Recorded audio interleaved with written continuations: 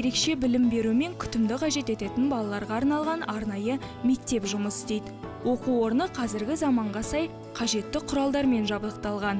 Әр сыныпта 6-10 баладан оқытылады. Себебі мұнда әр оқушыға ерекше назар аударылуы тиіс. Бастауыш сыныптарда оқушы тұлғасына жан-жақты психологиялық, медициналық және педагогикалық зерттеу жасалып, жеке ерекшелігін анықтауға күш салынады. Біздің мектепте 263 бала білім алуда, олардың 220-сы бала кезінен мүгедектігі бар. Осы номер 2 арнайы мектеп 1974 жылдан бері жұмыс жасап келеді. Бұл жерде 94 дефектолог мамандары қызмет көрсетеді балаларға. Басқа да мамандар бар, ол логопед, педагогтар, психологтар және медициналық қызметкерлер.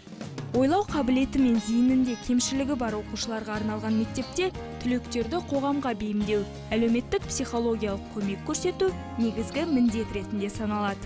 Жоғары сыныптарда балалар жалпы білім беретін пәндер бойынша тәлім алады. Ал мектептегі арнайы сыныптар танымдық және эмоциялық тұлғалық ауытқуларды түзетуге бағытталған. Біз мұғалім ретінде біліктілікті арттыру курстары, өз білімін жетілдіру және әріптестермен тәжірибе алмасу арқылы педагогикалық шеберлігімізді арттырып отырамыз. Мұғалімдер өз жұмыстарында ақпараттық коммуникациялық, тұлғалық бағдарлы оқыту технологияларын, оқу және жазу арқылы сыни ойлауды дамыту технологияларын, сондай-ақ денсаулық сақтау, ойын және басқа да технологияларды жиі қолданады. Мектепте тігін және ағаш өңдеу секілді кәсіби сабақтарда оқытылады. Сабақ арнайы станоктар және қол тігін машиналармен жабдықталған шеберханаларда өтеді. Сондай-ақ қыздарға тамақ істеу және өзге де үй шаруасына қатысты кеңестер беріледі.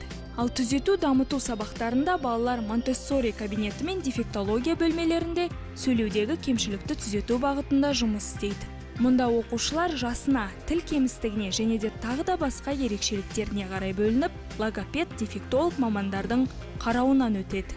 Қажет болған жағдайда балаларға психолог мамандар да көмектесуге дайын. Жаттығу залында да әр баланың икемділігі мен даму ерекшелігіне назар аударылады. Монтессори тәсілі ерекше оқытуды қажет ететін балаларды оқыту мен дамытуда кеңінен қолданылады.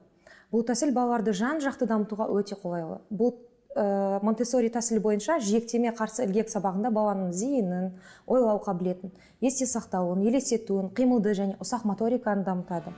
Арнайы мектепте тек сабақ пен үйірмелерге ғана емес, балалар денсаулығына да мән беріледі. Қимыл қозғалыс дағдыларын қалыптастырып, бала ағзасын шынықтыру да басты орында. Мұғалімдер оқушылардың уақытын пайдалы әрі қызықты өткізуге күш салады. Тәрбиешілер балаларға би билеуді үйретіп, салауатты өмір салтына баулайды.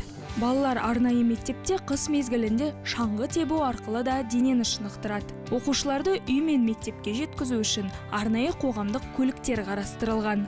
Екінші арнайы мектеп мемлекет қарамағында болғанымен, еліміздің қайырымды жандары да қол ұшын созып тұрады.